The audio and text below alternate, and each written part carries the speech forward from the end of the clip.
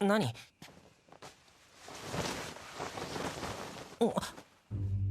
何を？勇者様、抱いてください。やめてよ。怖がらなくていいんですよ。さあ、身を委ねて。かわいい。口では嫌がっても、勇者様はこっちも勇者様ですよ。Why did I watch this? I'll try to summarize this plot to the best of my ability, just so that you don't have to endure the pain I felt while watching this. Alright, here we go.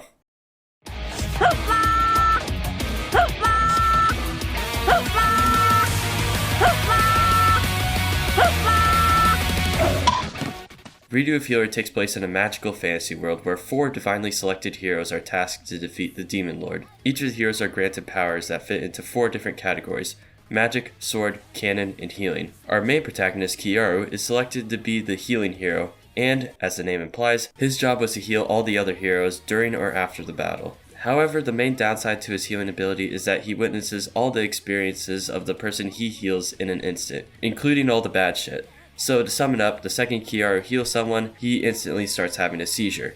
Yeah, it's safe to say that he really doesn't like healing people, but due to the rest of the heroes being entirely dependent on Kiaru's healing ability, they had to find a solution to this problem. So what did they do? They decided to mindfuck the shit out of him with drugs. This makes Kiaru entirely under their control. That is, until he obtains the most powerful skill of them all.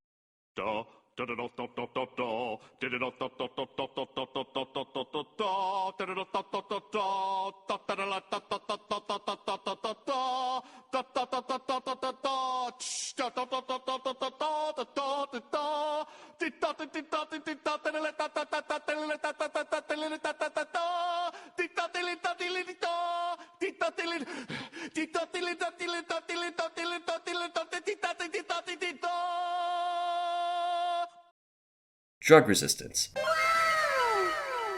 With this ability, Kiaru pretends he's still a drug addict for an entire year, right up until they fight the Demon Lord. Then, once the rest of his party needed healing, I need healing. Kiaru just says fuck you and decides to fight the Demon Lord himself. Now you're probably thinking, bruh, the other heroes just got one-shot. How in the world is a healer supposed to defeat this bitch? Well, since the writer needed Kiaru to be powerful, he happens to have a lot of bullshit abilities, like having an absurdly high pain tolerance, being able to mimic the techniques and skills of everyone he heals, changing flesh into any form he wishes, insta-killing people, otherwise known as deteriorating healing. Holy Jesus.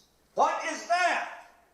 What the fuck is that? And if these abilities weren't bullshit enough, once he obtains the Philosopher's Stone, Kiaru is also able to, quote, heal the world and reset it to any time he wants. Yes, Kiaru can somehow time travel with his healing ability. So, once Kiaru easily defeats the Demon Lord, he resets time to right when he obtained his healing powers and begins his revenge plot on literally everyone who did him wrong in his previous life.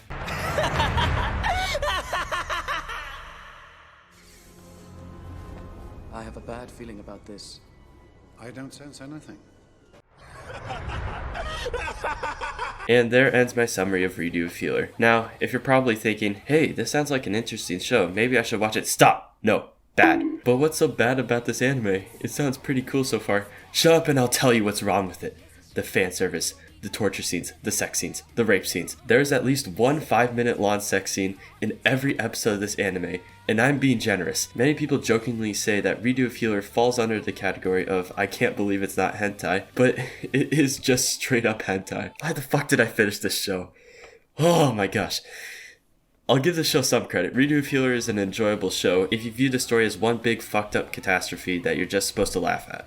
The number of absurd and out there scenarios that this anime has is actually kind of impressive. Thankfully, with the power of streaming, you'll be able to skip all the sex scenes and enjoy this show a decent bit.